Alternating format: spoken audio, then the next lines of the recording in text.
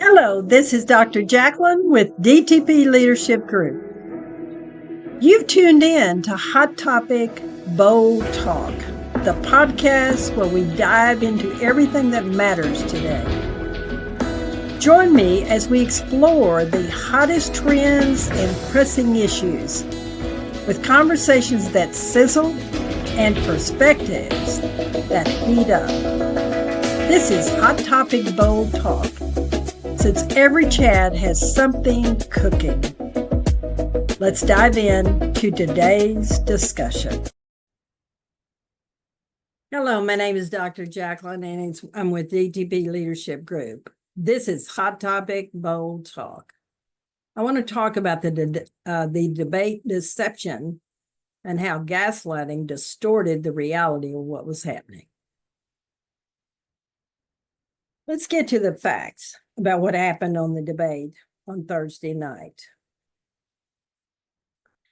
where the focus has been turned on Biden, and the moderators and the analysts after the debate had no knowledge or understanding about gaslighting, which Trump has been using for years and used it on Thursday night during the debate. Now, I'm not ignoring the fact that Biden was not at his best during the debate. However, people need to stop suggesting he step down, be grateful that Biden lived through this debate, since gaslighting is harmful to any person that receives it. After this experience, Biden will know what Trump was doing and will know how to dominate the conversation by understanding gaslighting. You listeners need to know what gaslighting is and how it was used on Thursday night. Now, I have a PhD in counseling psychology, and I've spent years as a therapist and now as a coach addressing the use of gaslighting, because I've worked with cult survivors and a number of other things to try to help people move away from what their experience was. It's a form of brainwashing. Its effect on anyone that is involved with a person who's using the technique disturbs the thought process of the person receiving the gaslighting. Now, I'm encouraging you to go back to some of my old podcasts. One of them was podcast number 2, which was entitled "Extreme Groups Dominate the Narrative of Subject and Produce Harm." This podcast occurred on October 11, 2022, since I could clearly see the techniques that Carlson as well as Trump were using to control people with massive lies, which is gaslighting. My podcast 3, people who do not read anything they disagree with, since it helps them to rationalize their choice, gives even more detail about how mega Republicans emerge. And here are some ideas I presented in the introductory paragraph from this podcast on October 18, 2022. I give an example of a man that shows his ignorance and indoctrination, which is what has happened with mega Republicans who support Trump. You know, we have plenty of stories where Trump has threatened so many times that people have had to have security to protect their families and themselves. I talked about the final hearings in the House January 6th committee in this podcast, which it's clear that the 45th president of the United States tried to overthrow the constitutional order. I described the actions that we need to take as Americans, and my comments show the devastation that the Trump era has done to our country and we are experiencing still today. I encourage you to go back and listen to podcasts 2 and 3 from 2022 to know what I identified, and many health professionals did at the time, and accepted and diagnosed Trump as a sociopath. It even appeared in Time magazine, that diagnosis. That is the reason it was so important to have Joe Biden as the next president of the United States. Heather Cox Richardson, who is an American historian, author, and educator, is also a professor of history professor of history at Boston College.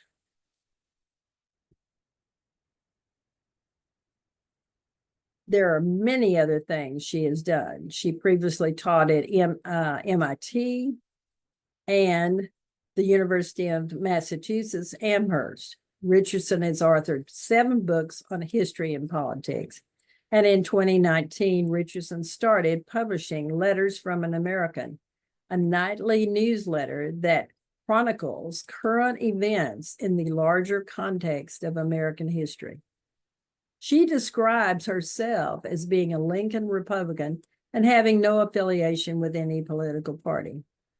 On December 27th, 2024, Thursday, after debate, on her first Facebook page, Richardson gave the best description I've heard in a long time of how Trump used gaslighting to impact the debate, the impact it had on President Biden, the lack of understanding what was going on by the people providing the questions, the moderators and the analysts after the debate. They had no clue how gaslighting had been used. What follows is Heather Cox Richardson's comments, which are the most valuable statements I can give you to understand what happened on Tuesday night. I'm going to quote her directly. You will have the connection in my description to go to her Facebook page if you want to read it as well. She starts by saying tonight was the first debate between President Joe Biden and presumptive Republican presidential nominee Donald Trump. And by far the most striking thing about the debate was the overwhelming focus among whodunits immediately afterwards about Biden's appearance and soft, hoarse voice as he rattled off statistics and events. Virtually unmentioned was the fact that Trump lied and rambled incoherently, ignored questions to say whatever he wanted, refused to acknowledge the events of January 6, 2021, and refused to commit to accepting the results of the 2024 presidential election, finally saying he would accept it only if it met his standards for fairness. Immediately after the debate, there were calls for Biden to drop out of the race. But aside from the fact that the only time a presidential candidate has ever done that, in 1968, it threw the race into utter confusion, and the president's party lost. Biden needed to demonstrate that his mental capacity is strong in order to push back on the Republicans' insistence that he's incapable of being president. That he did, she says, thoroughly. Biden began with a weak start, but hit his stride as the evening wore on. Instead, he covered his bases too thoroughly, listing many accomplishments of his administration in such a hurry that he was sometimes hard to understand. In contrast, Trump came out strong but faded and became less coherent over time. His entire performance was either lies or rambling, non-sequiturs. He lied so incessantly throughout the evening that it took CNN fact checker Daniel Dale almost 3 minutes speaking quickly to get through the list. Trump said that some Democratic states allow people to execute babies after they're born, and that every legal scholar wanted Roe versus Wade overturned. Both are ridiculous. They are lies. He said that the deficit is that it's highest level ever, and that the United States trade deficit is its highest level ever. Both of these things happened during Trump's administration, not this one. He lied that there were more terrorist acts during his there were no terrorist acts during his presidency, and there were many.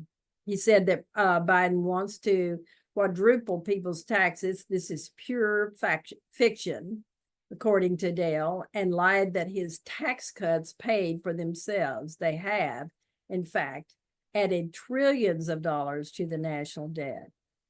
Dale went on. Trump lied that the U.S. has provided more aid to Ukraine than Europe has when it's the other way around, and he was off by close to $100 billion when he named the amount the U.S. has provided to the Ukraine. He was off by millions when he talked about how many migrants have crossed the border under Biden, and falsely claimed that some of Biden's policies, like funding historically Black colleges and universities, HBCUs, and reducing the price of insulin to $35 a month, were his own accomplishments. There is no point in going on, she says, because virtually everything he said was a lie.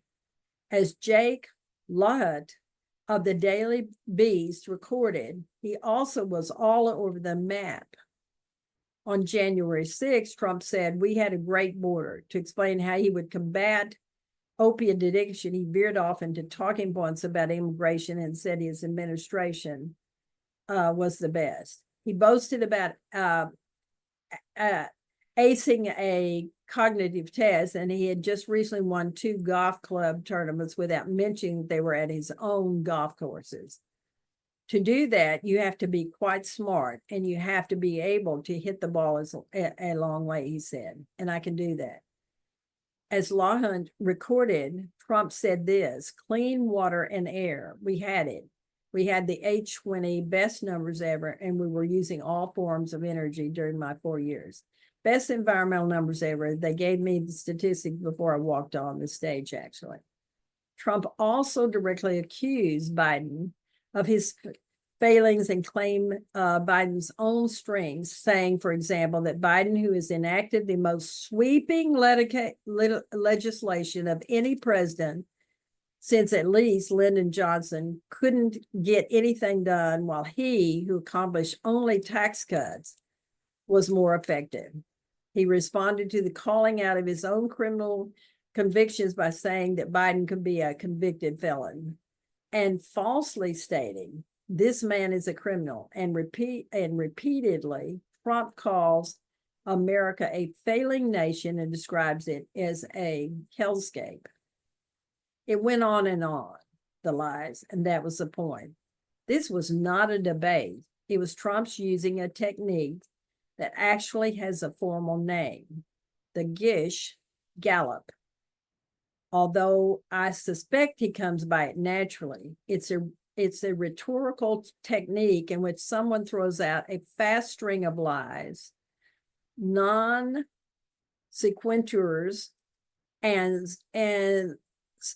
arguments that there's so many that's impossible to fact check or rebut them in the amount of time it took to say them. Trying to figure out how to respond makes the opponent look confused because they don't know where to start grappling with the flood that was just hit them. It is a form of gaslighting, and it is especially effective on someone with a stutter, as Trump has. It is similar to what Trump did to Biden during a debate in 2020. In that case, though, the lack of muting on the mics left Biden simply saying, "Will you shut up, man?" A comment that resonated with the audience. Giving Biden the enforced space to answer by killing the mic of the person not speaking tonight actually made the technique more effective. The gaslighting they're talking about. I want to say that there are many ways that I have seen this technique used. And to combat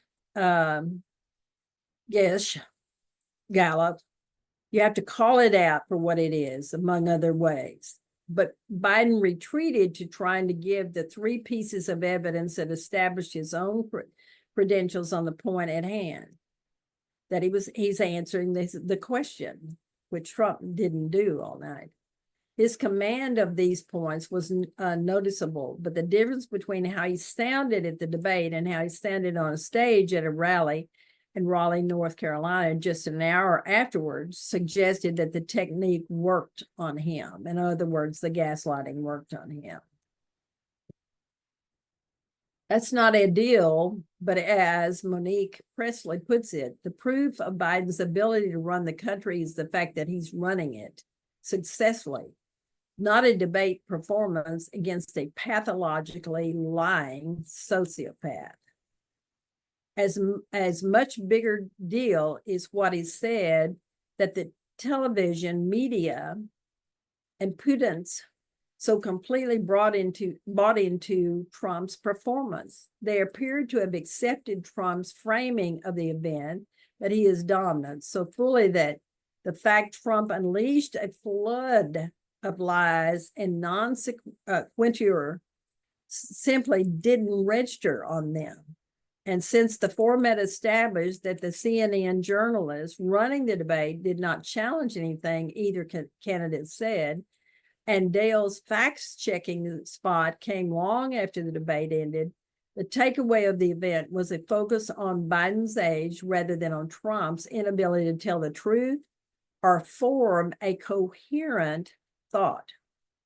At the end of the evening, Putin's were calling not for Trump, a man liable for sexual assault and business fraud, convicted of 34 felony counts under 3 other indictments, who lied pathologically, to step down, but for Biden to step down because he looked and sounded old.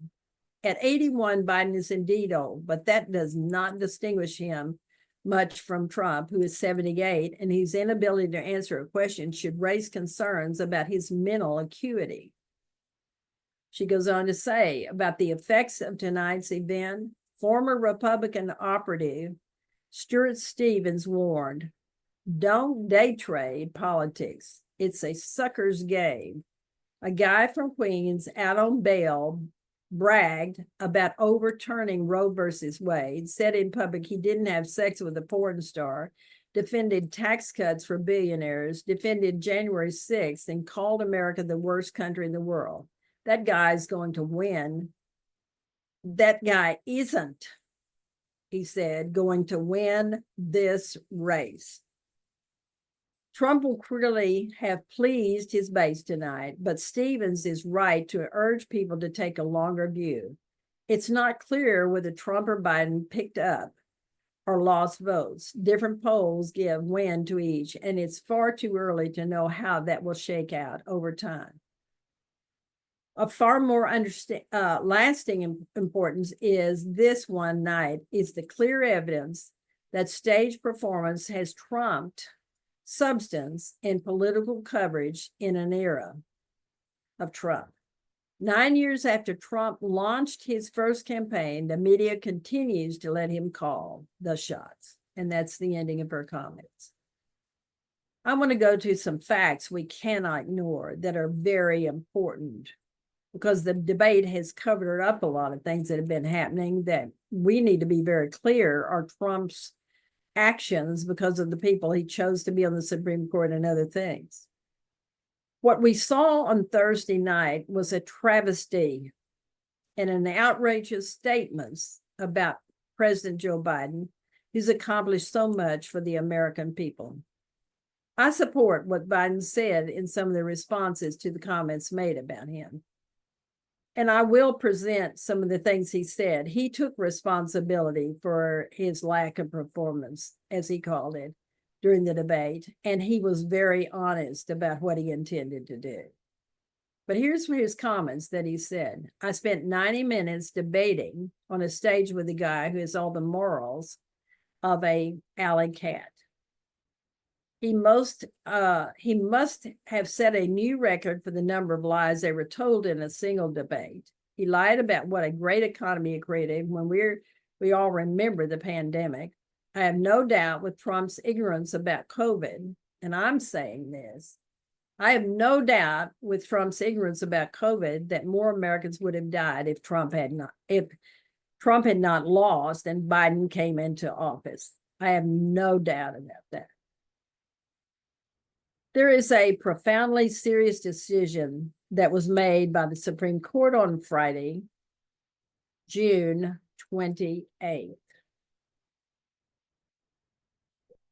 2024. at 2:05 p.m. And the American Constitutional Society, which is the ACS, said the following: the Supreme Court has overturned Chevron in a 6-3 decision in a Relentless Inc. versus Department of Commerce, and the 6-2 in the Right Enterprise versus Ramato, from which Justice Jackson recused herself. The Chevron doctrine that directed courts to respect agency authority for 40 years and has been a pillar of administrative law was overturned. Today's decision is yet another instance in which this court has chosen to strengthen the power of the federal judiciary at the expense of other branches. The majority decision invites courts to second guess agency experts and upend any federal agency that rules that does not align with the judge's own policy preferences. Now, we're talking about a very serious decision that's going to affect many things. It has created an imbalance between the three branches of the government that we have. The Supreme Court, which Trump created with his appointments, has done this. Imagine if Trump is elected president, since there will be no recourse for anyone that objects to what he's doing, since he will put more on the Supreme Court, they'll do what he wants. The comments from the ACS ended with, as we approach the end of another Supreme Court term where originalism has dominated opinion after opinion in furtherance of the extremist conservative ideology, how should progressives interpret the Constitution? So what they're saying is the Supreme Court has said they will rule on whether Trump will even get immunity next week from prosecution. So when this podcast comes out, it'll be this week that the podcast comes out, from prosecution of his massive number of crimes. Military leaders, I've said this before in podcasts, from both parties have submitted comments to the Supreme Court, citing reasons it's extremely dangerous actions to take, and Trump should not receive immunity for his actions. The election is bigger than anyone. This election is about saving our democracy, our planet's environment, by keeping Republicans out of power until they work through the religious nationalism that's gotten hold of them. Joe Biden, his team, his ultimate successors all do that. We wish we weren't here, but we are very much here, and we are still on the best route to our destination. And that's a quote from Bill Penzies in his newsletter on Saturday, June 29, 2024 at 7:08 a.m.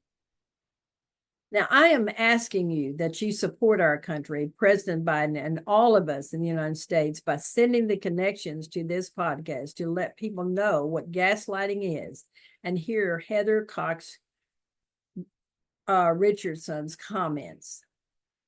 We must know and understand and be clear about who Trump is. President Joe Biden needs to be our choice for the next 4 years. I will go into much more detail about his honest and responsible statements about his actions at the debate and what he intends to do as our current president to move through this one night of his 4-year term. There's no question in my mind that Biden's integrity is much better than a Trump, who has never taken responsibility for anything he has done, blames everyone else for what's happening to him, and has no values that reflect human dignity. So I'm asking you maybe to listen to it again, share it with your friends, do anything you can to make it clear who President Joe Biden is, and that this debate was outrageously analyzed by people who had no clue about what Trump was doing. Gish Gallop, or gaslighting, is something he does naturally because he is such a pathological liar. Thank you for listening, and I hope you will share this with many people.